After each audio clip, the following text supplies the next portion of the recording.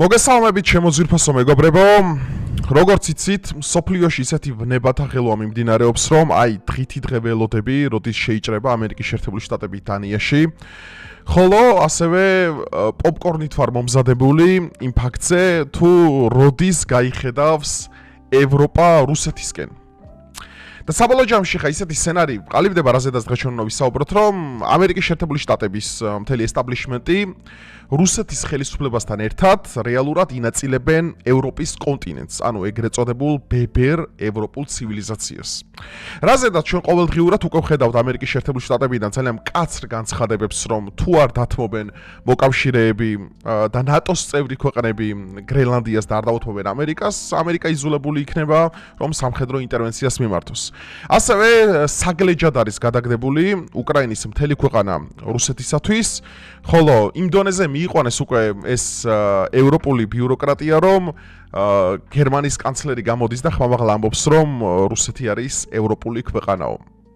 ხო, ეს არის გერმანიის კანცლერის განცხადება და რავი, ამდენი ხნის განმავლობაში ჩვენ რას გვერჩევდნენ, როდესაც შიგ ევროპელებს ევროპა დომებიათ თურმე ავტომატურად რუსეთის და ჩვენ გვაბრალებდნენ პრორუსობას. ხო, ნუ ეს დავივიწყოთ. მოკლედ მეგობრებო, ტრამპი და ვლადიმერ პუტინი ინაწილებენ მთელ მსოფლიოს.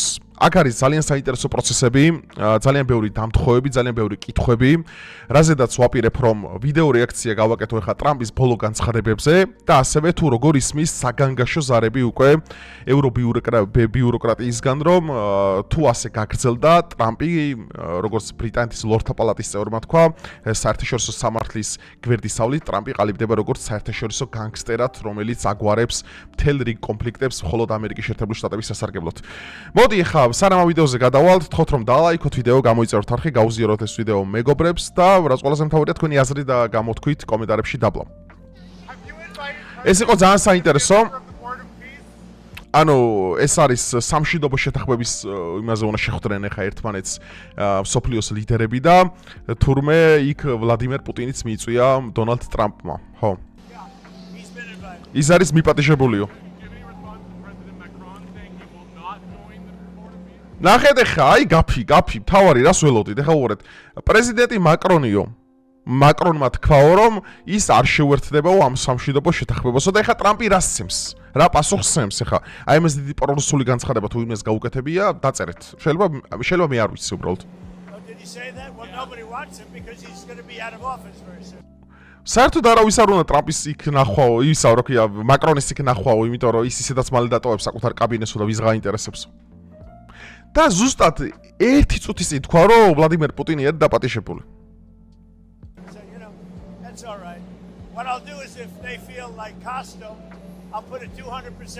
200%-იან ტარიფები დაუწესეს სხვათა შორის ფრანგულ ღვინოსა და შამპანიურს. ფრანგებს შესანიშნავი ღვინო აქვთ მაგალითად და ტრამპმა დაუწესა ტარიფები და ასევე სანქციები ევროპელ ლიდერებს იმისათვის, რომ ევაჭრებიან გრენლანდიაზე და არ ათმობინებენ სუვერენიტეტს. This მინდა იცოდეთ.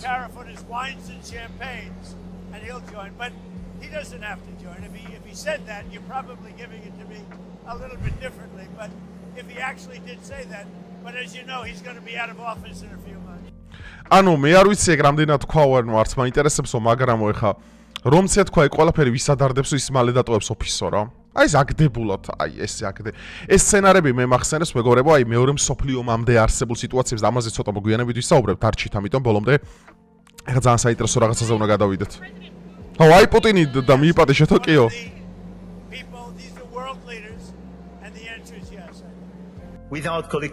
აგერ გამოვიდა საპასუხოდ ჩვენი ემანუელ მაკრონი, რომელიც რეიბანების სათვალეში აღჭურვილი, რადგანაც ალბათ საკუთარმა ქმარმა ბოდიშით საკუთარმა ცოლმა ისაქნა, რა ქვია, გაწკეპლა წინა დღეს, ან უბრალოდ ფიზიკურად იძალა და ამაზე მეწუხვა მართლა. მე მართლა ძალიან სერიოზულ იმას განცდებს განვისდი, როდესაც ბრიჯიტ მაკრონმა ერთხელ საჯაროდ ამაზე ვიდეოც მიდევს, როდესაც თვითმფრინავის იქიდან ჩამოდიოდნენ და ისეთი შეულაწუნა ამას, რომ წარმოიდგინეთ საკუთარ ცოლს თუ საკუთარ ქმარს ვერ იმორჩილებს მაკრონი. ხა ჩვენ აქ საუბარი გვაქვს ფრანგულ პოლიტიკაზე და ევროპიურ ბიუროკრატიაზე და ევროკავშირზე და ზოგადად ამათ ხარდაჭერაზე. ეხლა პასუხი მოდი მოვისმინოთ, აგერ გამოაქვეყნეს ოფიციალურად და გადაგითარგმნით ყველაფერს. Governance cooperation gives way to relentless competition. ანუ ეს არა ხეთ დონალდ ტრამპის ახალი ტარიფები არის ფუნდამენტურად მიუღებელი საფრანგეთის სახელმწიფოსთვის. Competition from the United States of America through trade agreements that undermine our export interests, demand maximum concessions and openly aim to weaken and subordinate Europe. ანუ დონალდ ტრამპის მიერ დაწესებული ეს ტარიფები და ეს სანქციებიო რეალურად ემსახურება ევროპის კონტინენტის შესუსტებასო. მთელი კონტინენტის სუბორდინიზაციასო და მთლიანად გახლეჩვასო ორ სამყაროს შორის. ანუ ხო ითვლებოდა აქამდე მაგალითად ქართული მემარცხენეებს ახასიათებდა ესეთი რამე, რომ აი ევროპული ცივილიზაციის არჩევანი ავტომატურად იშოვს შეერთებული შტატების ადამიანთა უფლებათა დეკლარაციის გაზიარებას. ეხლა ტრამპის მოსვლამ რა შეცვალა? ტრამპმა დააბრუნა Make America Great Again. ანუ ამერიკა ბლატაობს სოფლიოში, ევროპა მას ემსახურება. ანუ ევროპა აღარ არის მისი მოკავშირე. აგერ გამოდის ამბობს, რომ ნატო მის გარეშე ნატოს ვერ იარსებობდა, საერთოდ ნატო არაფერს არ წარმოადგენს ამერიკის შეერთებული შტატების გარეშე. ასევე განაცხადა ის, რომ ევროპაში არის სერიოზული საიმიგრაციო პოლიტიკის კრიზისი, ასევე არის ძალიან დიდი ეკონომიკური კრიზისი. ევროპა არის აბსოლუტურად ყველაზე დამოკიდებული გარდა საკუთარ ქვეყანას და ევროპას არ შეიძლება უზრუნველყოს საკუთარი უსაფრთხოება. ეს არის ძირითადად ამერიკულის, ანუ ახალი ამერიკული, ესე ვთქვათ, establishment-ის ძირითადი პოზიცია. რითიც ნიშნავს, რომ ევროპას ხსნიან საერთოდ. ანუ გამოდის რა ეხა უყურეთ, პუტინისა და ტრამპის შეხვედრის შემდგომ რა შეიცვალა რეალურად? პუტინი აგრძელებს უკრაინის ოკუპაციას, ტერიტორიების დაბრუნებას თუ რაც გინათ ის უწოდათ, მნიშვნელობა ამას არ აქვს. ანუ ცეცხლი არ შეწყვეტილა, მრავალი მცდელობის მიუხედავად, რომელიც ტრამპის ადმინისტრაციამ სცადა, სად არ გაიმართა შეხვედრები, ვინები არ მონაწილეობდნენ, სახელმწიფო წარმომადგენლები, ადმინისტრაციის წევრები, პრეზიდენტი, მაგრამ ეს კონფლიქტი არ სრულდება. ეხლა რა ხდება რეალურად? მე რაზე ძალიან დიდი ეჭვი მაქვს, რომ ამერიკის შეერთებული შტატები და რუსეთი, რომელიც არიან ორი უდიდესი სახელმწიფო, რომლის უკანაც მე კიდევ ერთხელ ხაზგასმით ამას აღნიშნავ, რომ ორივე ქვეყნის უკან დგანან, რა თქმა უნდა, ერთი ოჯახის, ანუ ერთი ელიტის წარმომადგენლები. ეს ძალიან კარგად გამოჩნდა, აგერ ტრამპის წინასაარჩევნო ადმინისტრაციაში, როდესაც კუშნერები და მისი ოჯახები მონაწილეობდნენ, სიონისტები და ასევე რუსეთში, რომელიც კუშნერი ასევე მათ ჩასული იყო და კუშნერის მამას ასევე აქვს ძალიან დიდი გავლენები. ანუ სიონისტები რუსეთშიც და ამერიკაშიც არიან ერთნაირად მომძლავრებულები. ანუ ეს თუ მე ხომ ჯერა იმ თეორიის, რომ სოფლიოში არსებობს ორი deep state-ი, არსებობს ევროპული ბიუროკრატია, ევროპული deep state-ი, ანგლოსაქსები და არსებობს სიონისტები. სიონისტების მთავარი, ეხა მუღამი რაც არის, რასაც აკეთებენ, ის არის, რომ ევროპა, ანუ ეს ბებერი კონტინენტი საერთოდ ჩახსნან საკუთარი აქტივიდან და გადაინაწილონ ის კონტინენტი როგორც გეოპოლიტიკური, გეოსტრატეგიული მნიშვნელობის ობიექტი. მაგალითად, რუსეთმა უკრაინა, აღმოსავლეთ ევროპის ქვეყნები, და ამაზე დაბრო რა თქმა უნდა იქნება და ამერიკამ გრენლანდია, ამით წარმოიდგინეთ 4 ვენესუელის ტერიტორიას იტევს მთელი გრენლანდია. ანუ ამას ყველაფერს ჩვენ ხედავთ, რომ ეს ორი პოლიტიკური მოთამაშე, ეს ორი სახელმწიფო ატარებს მხოლოდ და მხოლოდ საერთო პოლიტიკას. ანუ ჩვენ თუ აქამდე გვაჯერებდნენ იმას, რომ მაგალითად აი რუსეთი და ამერიკა მტრები არიან, რაღაც ცივი ომი, ბლა ბლა ბლა, ხვალზე ერთმანეთს დაბომბავენ, დაიწყება მესამე მსოფლიო ომი, ზღაპარია სინამდვილეში. რუსეთი და ამერიკა თამაშობენ ერთ თამაშს, ერთ ნავში ზიან. აბსოლუტურად ერთ ნავში. ეს არ ვიცი ხა თუ კიდე თქვენ არ გჯერათ ამ ყველაფერს აგერ, აი გამოვიდა. კაცი და პირდაპირ ლაპარაკობს. Combined with an endless accumulation of new tariffs that are fundamentally unacceptable. ხო, ეხა იძახოს ფუნდამენტურად მიუღებელია ეს ტარიფებიო, მაგრამ ფაქტია აგერო, ეს ყველაფერი მე მინდა მეგობრებო აღვნიშნო, რომ ძალიან გავს მეორე მსოფლიო ომდერ სიტუაციას, როდესაც ყველანაირად შეუწყეს ევროპელმა ლიდერებმა ნაცისტებს რომ ხელისუფლებაში მოსულიყვნენ და დაიწყოთ ევროპის ოკუპაცია. თვითონ ევროპელებმა შეუწყეს ხელი მაგაში. დიდი ბრიტანეთის მაგალითი, საფრანგეთის მაგალითი, აღმოსავლეთ ევროპის ქვეყნები ეს გავლილი კინო, ანუ ისინიც ისტორია კარგად იცით, დამეთანხმებით მაგაში, რომ ზუსტად გავს აი პრეარსებულ სცენარს, როგორც ეს ყოველ მსოფლიო ომამდე და ევროპას მაშინ ძალიან ძვირი დაუჯდა და ეხლა ძალიან ძვირი დაუჯდება ეს ყველაფერი. So when they are used as leverage against territorial sovereignty. President Trump. ხო, ახლა ეს არის უკვე დიდი ბრიტანეთი გაერთიანებული სამეფო მეგობრებო. მოდი ახლა ამაზე გავამახვილოთ ჩვენ ყურადღება, ეს არის ძალიან საინტერესო. ლორდთა პალატის წევრი UK lawmaker calls Trump an international gangster and bully. ანუ დიდი ბრიტანეთის ერთ-ერთი მაღალი სამართლის პირი ტრამპს უწოდებს საერთაშორისო განგსტერს და დამაბულინგებელს მთელი ევროპის ქვეყნებს. აი მოდი მოვისმინოთ ახლა დეტალურად და გავყვეთ ამ ყველაფერს. Is acting like an international gangster. Threatening to trample over the sovereignty of an ally. ის ემუქრება მოკავშირეების, ანუ საუბარია რა თქმა უნდა ევროპული ქვეყნების სუვერენიტეტს და ვის უსაფრთხოებასო. Threatening the end of NATO altogether. ასევე გვემუქრება რომ ნატო საერთოდ დაასრულებსო and now threatening to hit our country. და ახლა გვემუქრება რომ ჩვენ ქვეყანასაც დაარტყავსო. ბრიტანეთზეა საუბარი, ანუ აი ალისია საოცრებათა ქვეყანაში რო ხო იცით ხალხო, აი რაღაც ისეთ ანუ ტრამპმა რეალურად ისე შეცვალა საერთოდ საგარეო პოლიტიკა, რომ აი ტრამპი რო პრეზიდენტი არ გამხდარიყო ამერიკაში, ბევრი ამას ვერ წარმოიდგენდა. ვიღაცებს მართლა აქამდე ეგონათ რომ ვიღაცა საერთოდ აგინა ევროპაში გინა ამერიკაში ადარდებს როგორ იქნება შენი დემოკრატიის ინდექსი ან შენი კეთილდღეობა თუნდაც ანუ ყველა სახელმწიფო ერთ რამეს ემსახურება შენ შეგჭამოს რაც უფრო პატარა ხარ გემრიელი ლუკმა ხარ მაინც და მით უფრო არ ადარდებ რაც უფრო პატარა ხარ ამიტომ მე მაგას ვამბობ საქართველოს არც ამერიკის არც რუსეთის ინტერესებში არ არის საერთოდ ანუ თუ ამერიკას დაჭირდა რომ საქართველოს უნდა იყოს პრორუსული იქნება საქართველოს პრორუსული თუ ამერიკას დაჭირდა რომ საქართველოს პროამერიკული უნდა იყოს და ამასაც მოაგვარებს ანუ აქ ამით რითი თქვა მინდა რომ რუსეთ ამერიკა ახლა ინაწილებენ მთელ მსოფლიოს აი ჩვენ სად მოხვდებით რომელ ბუფერულ ზონაში ესა ძალიან საინტერესო მაგრამ მე მინდა ერთ რამეს ხაზი გავუსვა მეგობრებო რომ მნიშვნელოვანია ჩვენ პოზიციონერობა კარგად შევძლოთ და არ გავაღიზიანოთ არც ერთი იმიტომ რომ შენ შეიძლება წარგე დანიაზეა ხალხო საუბარ დანია აი დანია ვის რას უშავს ნატოს წევრი ქვეყანა ერთ-ერთი მაღალი ეკონომიკური ინდექსით ევროპაში და ერთ-ერთი ყველაზე სკანდინავიური ქვეყანა დანიასთან ომი განიხილება ხალხო დანიას აი დანია მართლა ვის რა დაუშავა ხო სიტყვას კუნძული უნდა აახიონ პირდაპირ ანუ განა რაღაც სამართლებრივი დოკუმენტები და არ პრობლემა უნდა აახიონ დანიას ეგ ტერიტორია ეხლა თქვენ რას გიზავენ და მე რას მიზავენ ამიტომ ყურადღები ძალიან მნიშვნელოვანია რომ ზღაპარებს და ეგეთ რაღაც ილუზიებს და დელუზიებიდან ჩვენ გამოვიდეთ ჩვენი პატრონი არც ერთი არავინ არ არის საერთოდ ეს არის ზღაპარი უბრალოდ ჩვენ უნდა ავწდეთ ამ ქარიშხალს ჩვენ უნდა ავაშენოთ ისეთი შელთერი და ისეთი სახის გამოქვაბულში უნდა შევიდეთ რომ ამ პოლიტიკურ იმეებს რა ქვია ტორნადოს რომელიც ახლა სოფლიოში ტრიალებს ჩვენ ამენაირად გადაურჩეთ სიგიჟეა And 7 European allies with outrageous damaging tariffs unless he gets his hands on Greenland. This is an incredibly grave moment for the United Kingdom, Europe and our world. ეს არის კატასტროფაო მთელი ევროპული და ევროპული ქვეყნებისა და დიდი ბრიტანეთისთვის როგორც იქცევა დონალდ ტრამპი და ამერიკის შეერთებული შტატებიო. და ამას მე ვისმე ბრიტანეთიდან, ხალხო, ბრიტანეთიდან, UK წარმოიდგინეთ. ანუ ამას ახლა საქართველოს ხელისუფლება კი არ ამბობს. რომელსაც პრორუსული განცხადებებს აბრალებდა მთელი მემარცხენეები და აბსოლუტურად ყველა რო ჩვენ რო ვამბობდით ამდენი ხნის განმავლობაში მაგალითად იმას რომ ჰეი მეგობარო მოდი უკრაინის ხელისუფლება არის კორუმპირებული ამას რო ვამბობდით ამდენი ხნის განმავლობაში ნორმალურად მოაზროვნე ხალხი რა შუაში ხა მთავრობა არა მთავრობა ხო ანუ ყველას ხო პრორუსად გუნათლავდნენ აგერ ძმაო ბრიტანეთის აგერ აი მოსამართლე თვითონ ამბობს საკუთარი პირით სამართალმცოდნე რომ რუსეთი და ამერიკა ინაწილებენ თელს ევროპას. და შენ ამ დროს დროში დიდგა ქუჩაში და ევროპა მიშველის ორსულას ხელფასები. ევროპა გვიშველე გვიხსენი ჩვენ. და შეგვიყვანე ზეციურ გერმანიაში. არ არის ესე მეგობრებო, არ არის. თქვენ შეიძლება ძალიან მე მესმის რომ აი მემარცხენებს მიმართავ. თქვენ შეიძლება ძალიან გიდათ კაი ცხოვრება, ევროპული ხელფასები, ევროპელი ზანგები. ევროპული საიმიგრაციო თქვენთვის საოცნებო პოლიტიკა ხო მაგრამ არ არის არ მუშაობს ესე არ ადარდებთ უბრალოდ არ ადარდებთ არავის კაია კალასია სანქცირებული თქვენი ქართლის დედა ევროპის დედა ბოდიშით სანქცირებულია კაია კალასი ამერიკის მიერ ევროპის მთავარი დიპლომატი ესტონელი კახბა და ამ დროს დიდ ბრიტანეთთან დაძაბულობა და ვიღაცა ეხა აკაცუკო მე მეტყვის რომ თურმე დონალდ ტრამპ გაგვანთავისუფლე. აი გოიმებია არ შემილია უბრალოდ.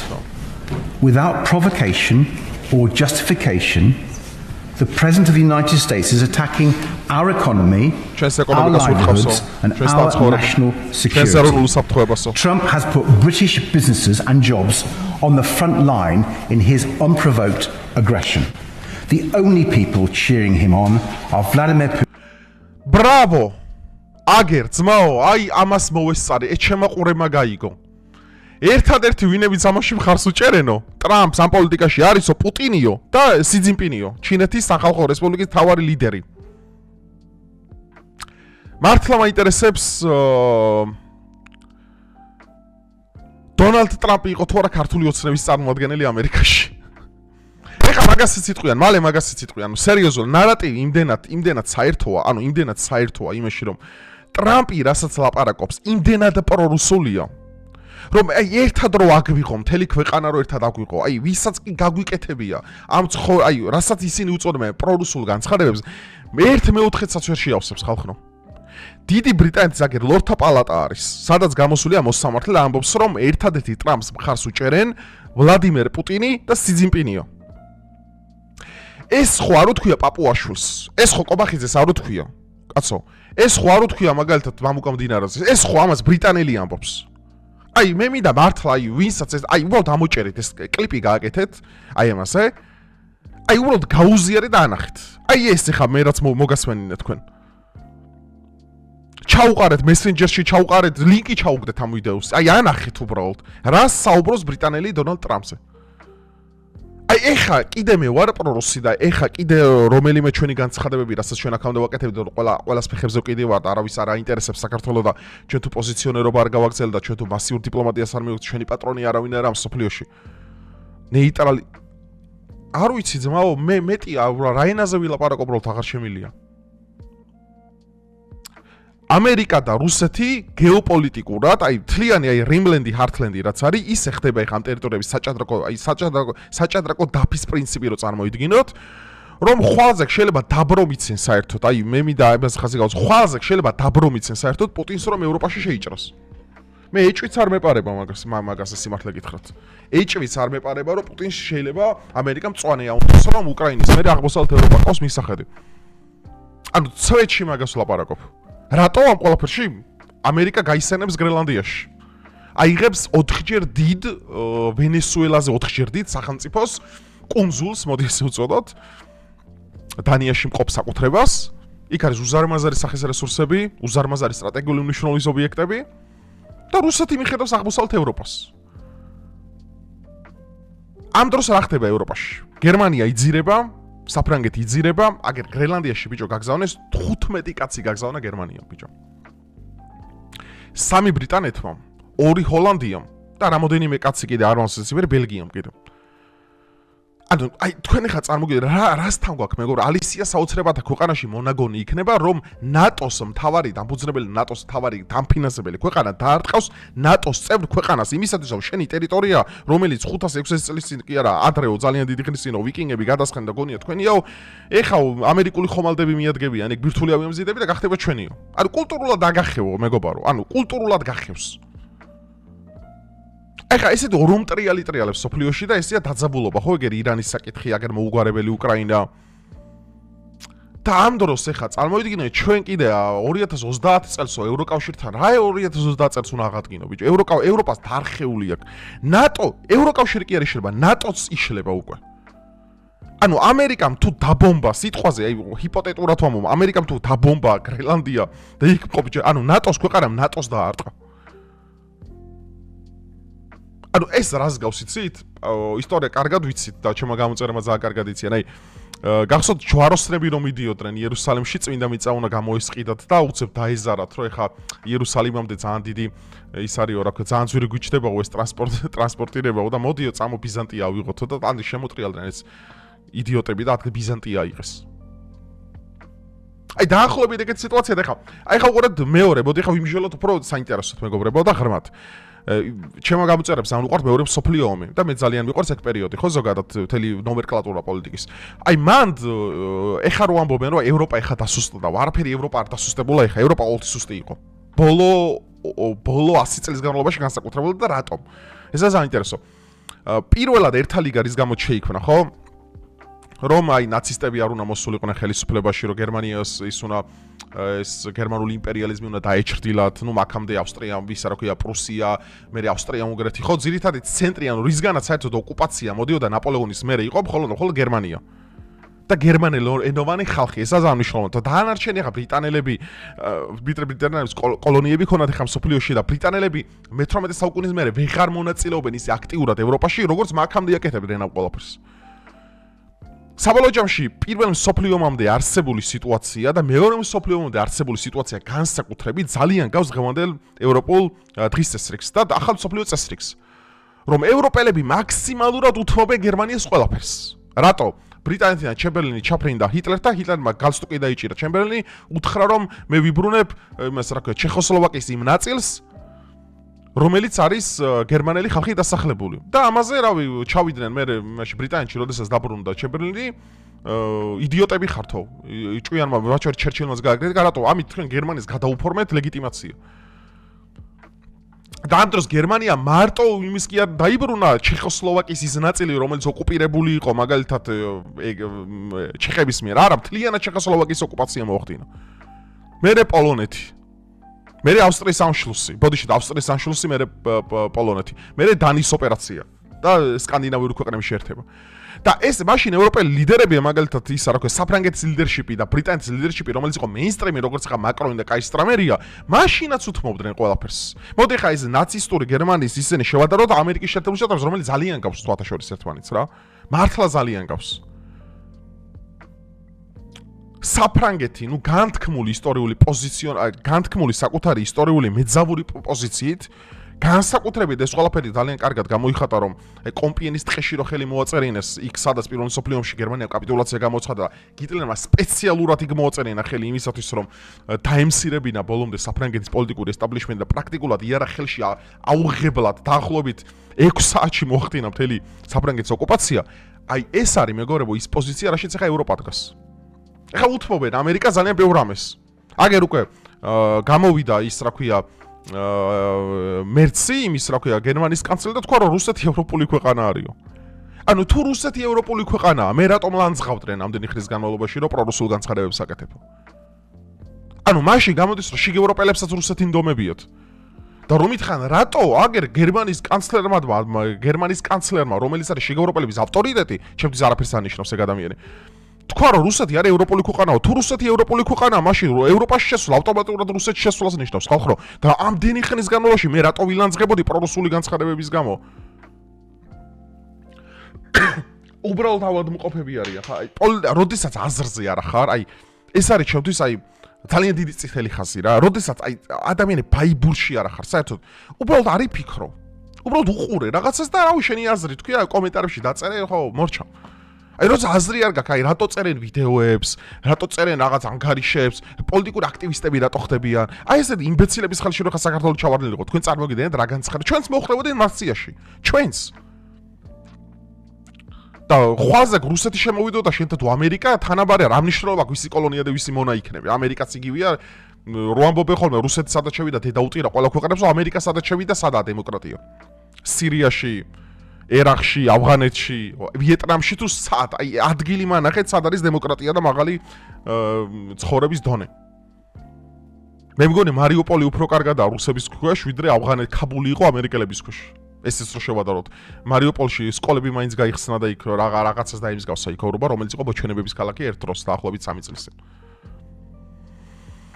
ხო და აქედან გამომდინარე მეგობრებო, ეს არის ზღაპარი რა, მე კიდევ ერთხელ ამბობ, რომ ეხა მიდის სერიოზული გადანაწილება, აბსოლუტურად დაჯახებულნი არიან ეს ორი deep state-ი ერთმანეთს. ნუ მე ვდისიც ჯერა, მე ჩემი თეორიისა და ჩემი ძალიან ბევრი დაკვირვების შედეგად, რა თქმა უნდა, ევროპაში არსებული ანგლოსაქსები არიან იმ უმცირესობაში მყოფნი ხალხი, რომლებიც ერთ დროს იმყოფებოდნენ ბაიდენის უკან.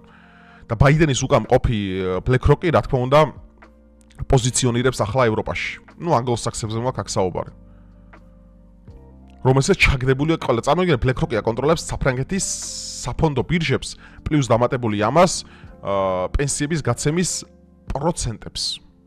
BlackRock-ზე მაგ ანუ ამერიკულ სახელმწიფოზე არ მაქვს ახლა. ამერიკულ კომპანიაზე მაქვს საუბარი, ანუ კორპორატივიზმი რა არის? ახლა უყურე, ანგლოსაქსების კორპორატივიზმი არის სრულ კონფრონტაციაში ებრაელ სიონისტებთან, რომელიც ამჟამად არიან ამერიკის შეერთებულ შტატებსა და რუსეთში. აბსოლუტურად ერთი. აგერ კუშნერი პუტინს ცხვირწინეთ გაცმაო, დაგუგლეთ, ნახეთ, ვიდეოც ხომ იდევს მაგაზე.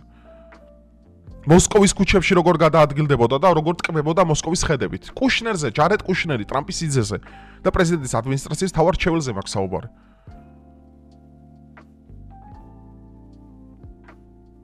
და ეხა ამის ფონზე, აი ამის ფონზე ეხა ვიღაცა მემეწყვის ევროპაში შედივარი, ჩემი მტერი უბრალოდ.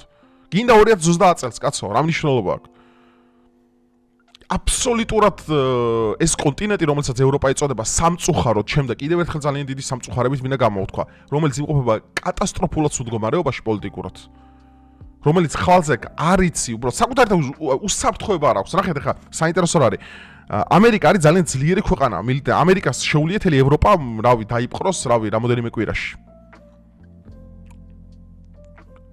ევროპას ეს არ შეუძლია გააკეთოს. ევროპა ამერიკის გარეშე არაფერი იყო და ეს იყო მათი შეცდომა ამდენი ხნის განმავლობაში, რომ ნატოს დაარსების დღიდან 59 წლიდან დღემდე ევროპა იყო ჩამოკიდებული შეერთებული შტატების იმაზე, რა ქვია, კისერზე.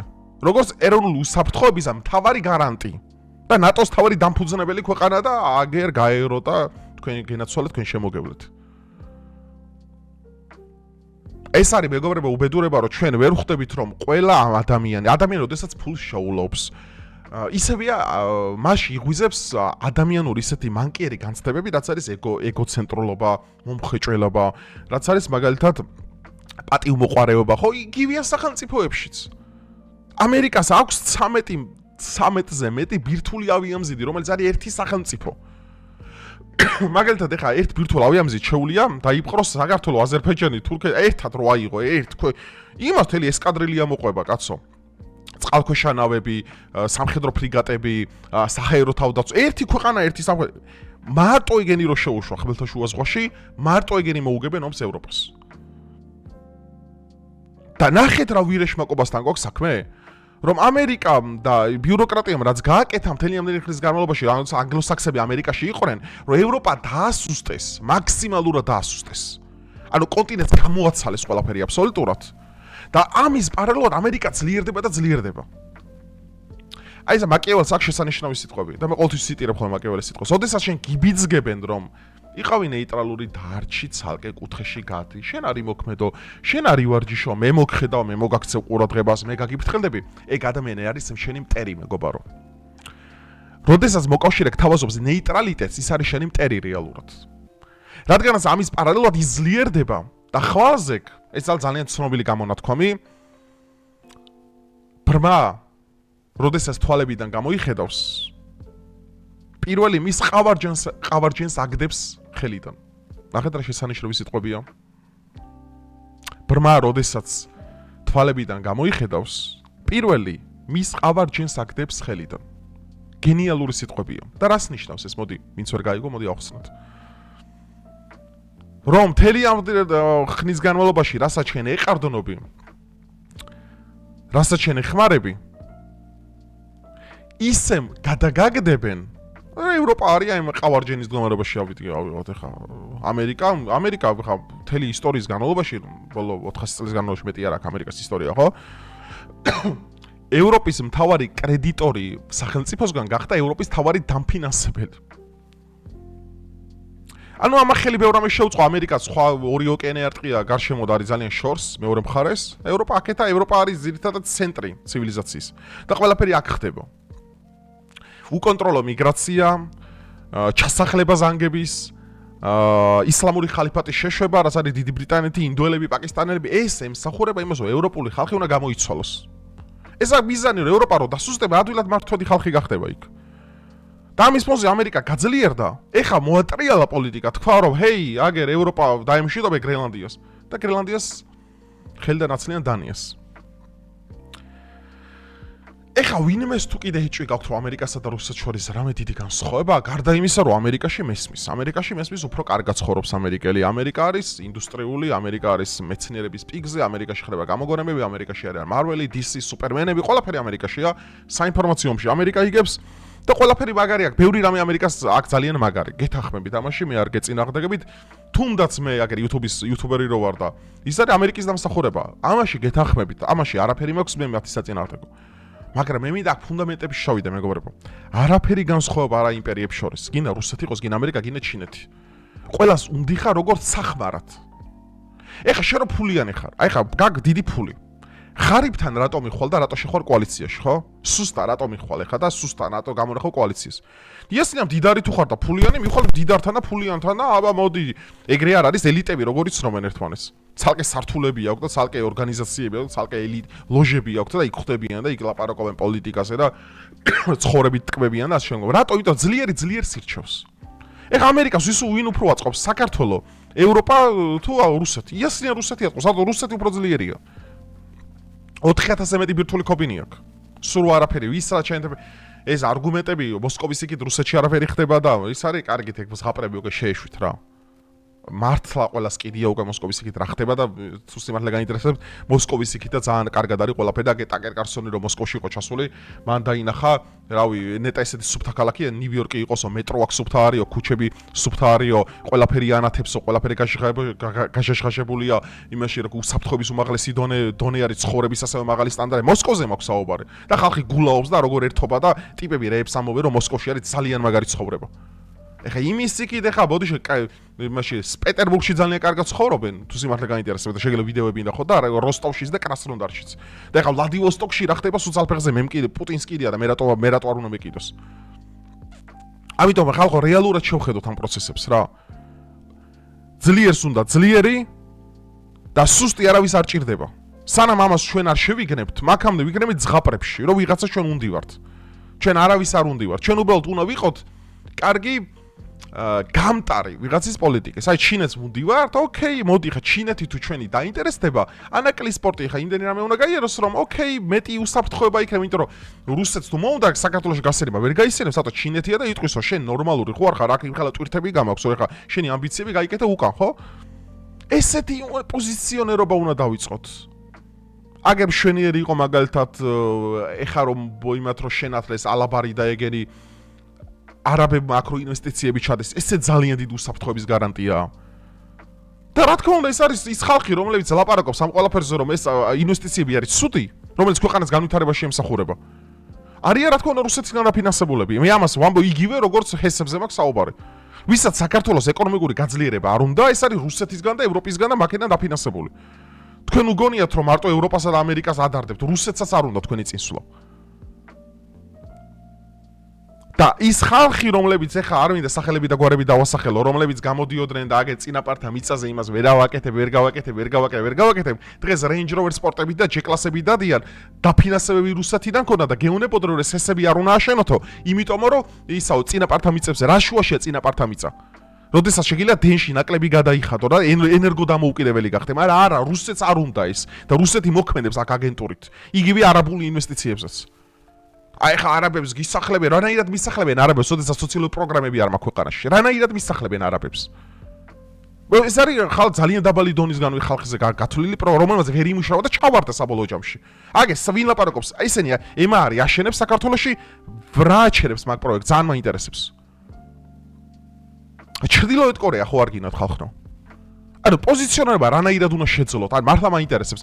გადარჩენა საერთაშორისო ურთიერთობებში, მოითხოვს გარკვეული სახის მსხვერპლს, რომელიც ჩვენ უნდა გაიღო, საკუთარი სტრატეგიული პუნქტებიდან გამომდინარე. ანაკლია იქნება, ნამახვაჰესი იქნება, თუ ბებია ჩემი იქნება. სანამ ამას ჩვენ ვერ გავიაზრებთ, აი მანამდე ვიქნებით აი ურაპატრიოტები რა. აი ურაპატრიოტები რა არის? აი გაუმარჯოს სუფრაზე რო დაჭრები, აი გაუმარჯოს იმას და არაფერს არ აკეთებენ. სასაცილოა ხალხო ეს პოზიცია, მართლა სასაცილოა. ჩვენ გვინდა რა ქვეყანა წინ წავიდეს, ქონდეს ეკონომიკური განვითარება, უსაფრთხოება, მშვიდობა იყოს ამ ქვეყანაში. ალტერნატივას რას თავაზობენ, რომ ორსულა ფონ დერ ლაიენს ჩაუწვე ლოგინში? ეს არ არის ქართული პოლიტიკა და ეს არ არის ქართული ხალხის არჩევანი და მადლობა ღმერთს, რომ საქართველოში უმრავლესობა აზროვნებს და სწორი არჩევანის გაკეთება შეუძლია. ხო, ცოტა ისეთი თემებს გადავუხვიეთ, მაგრამ აუცილებელი ესეთი კომუნიკაცია, იმიტომ რომ ჩვენ თუ ესე ღიად არ ვიმშელეთ და რაღაც იმ კლიშებში ჩავიკეტეთ, ხო, აი ვერ განვითარდებით მეგობრებო და მე მართლა ვზრუნავ იმაზე, რომ თქვენ მიიღოთ ობიექტურად სწორი ინფორმაცია. მე მესმის, რომ შეიძლება არ გევასებათ ის ხალხი, ვინც შეიძლება მე მევასებოდეს. მე შეიძლება ის ისტორიული პერიოდი მომწონდეს, თქვენ შეიძლება სხვა მოგწონდეს. მე შეიძლება Manchester City მევასებოდე, შენ Manchester United-ი მესმის, ეს ჩვენი სუბიექტური აზრებია ზოგადად, მაგრამ ერთ რამაზე ხო უნდა შევთანხმდეთ, რომ ჩვენ გვინდა საქართველოს კეთილდღეობა. და კეთილდღეობა, როდესაც გვინდა ხო ჩვენ მსხვერპლი უნდა გავიყოთ. მე არ ვარ ამერიკა, ამინ, მე ვიყო ამერიკა, მე ვიყო რუსეთი, ვიყო ან მაგალითად ჩინეთი, რომ მე მაქვს ძალიან დიდი აქტივები. და ძალიან დიდი ძალა, მაგრამ ეს არ მაქვს რეალურად. რა გავაკეთო, როცა არ მაქვს? თქვენ თავებს ხო არ მოვაკლევინებ ვიღაცას, არა? მე თუ პოლიტიკოსი ვარ, მე როგორ უნდა დავიწყო ესა, რომ ჩვენ აგაცილო მაგ ყველაფერს და შენ მე როგორც ამი ღმერთო ხა ისეთ სიტყვასო, მე როგორც ხელისუფლების იმას რა ქვია, მომავალში ხელისუფლების წევრს დაუშვათ მომავალში, რომ აი დაუშვათ მე მოვედი მთავრობაში, ამი ღმერთო კიდევ ერთხელ მისმინე, რომ მე ჩემი მიზანი რა იქნება? რომ თქვენ იყოთ კარგად. ანუ მე უნდა აგარიდოთ თქვენ იმას, რომ ომი ქვეყანაში არ იყოს. ქვეყანამ ეკონომიკური განვითარება შეძლოს. ქვეყანა წინ წავიდეს. ქართველები არ დაიჩაგრონ და არ გახდნენ მაგალითად ბულინგის სხარკველი სადმე, რომ როგორც ებრაელები იცავენ საკუთარ მოქალაქეებს ისრაელის ფარგლებს გარეთ, რომ მეც მაქსიმალურად ვიმსახურო ქართველებს. ანუ ეს ხომ იყოს მიზანი. ეხლა მე რას ვერ დაგპირდებით, რომ აი ქართველებო ხვალზე ჩვენ მოსკოვში შევალთ და გავისეირნებთ და ზელენსკი როგორც ეხლა შეგავრობე ზელენსკი დგას მოსკოვის მისადგომებთან, ჰანს გუდეირანივით და ელოდე რაღაც ისულელეები რა. ამიტომ მე როგორც მომავალში რაც მე მინდა ხელისუფლებაში ვიყო, ამი კიდევ ერთხელ ღმერთო მესამედ ვამბობ იქნება ამიხდეს. ჩემთვის თავარი მიზანი იქნება, რომ ქართველი ხალხის კეთილდღეობა, მათი უსაფრთხოება და ტერიტორიული მთლიანობა მაქსიმალურად დავიცვა. სხვა შემთხვევაში მე ძმაო თუ თქვენ დაგღუპავთ, პირველი მოსაკლავი მე გავხდები მე. და ამაზე მე უნდა ვაკო პასუხი. ამიტომ ყველა პოლიტიკოსის მეინსტრიმ საგარეო პოლიტიკური კურსი უნდა იყოს, რომ ამ ძნელ ბედობის ჟამს, რომელიც ჩვენ მთელი ისტორიის განმავლობაში გავდივართ, ჩვენი ადგილმდებარეობიდან გამომდინარე, ჩვენ მაქსიმალურად გადავრჩეთ, ხალხო. და არ დავიხოცოთ, და არ გადავშენდეთ, და არ გადავჯიშდეთ. ამიტომ მაგრად იყავით ქართველებო. და ნუ დააგოიმებინებთ ამ ბანძ ტელევიზიებს თავს და ვითომ ახალ პოლიტიკურ იმეს პარტიებს, აქტივისტებს რაღაც ხრობას, ეგენი არიან მონები. მათ არ გააჩნიათ აზროვნების უნარი. მე შეიძლება იდეალურს ვერაფერს ვერ გთავაზობთ, მაგრამ ეთლის ცოცხლები ხართ. ეთლის ბოდიშით მინიმუმ თქვენ სუნთქავთ. რაღაც გზაზე დგას ახლა ეს ქვეყანა და ხვალზე რაღაცები პოზიტივისკენ კიდე ბევრი რამე შეიძლება, იმიტომ რომ ძალიან ბევრი სტრატეგიული მნიშვნელობის ობიექტი შენდება საქართველოში, ძალიან ბევრი რამე იგეგმება, რაც გაზდის იმას, რომ საქართველოს ეროვნული უსაფრთხოების კონცეფცია 2027-დან მომავალში კიდევ და კიდევ უფრო ძლიერი გახდება, იმიტომ რომ ნებისმიერ აგრესორს ჩვენ ქვეყანაში გასიანება ვეღარ შეძლებს, იმიტომ რომ აქ დიდი სახელმწიფოები იქნებიან. აუ, აგვიგრძელდა თემა, თითქმის 40 წუთამდე ავედით, მაგრამ საინტერესო იყო ნამდვილად ამეთანხმებით.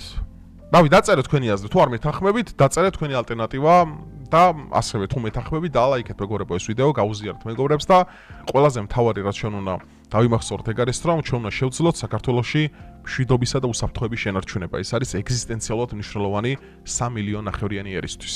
დროებით.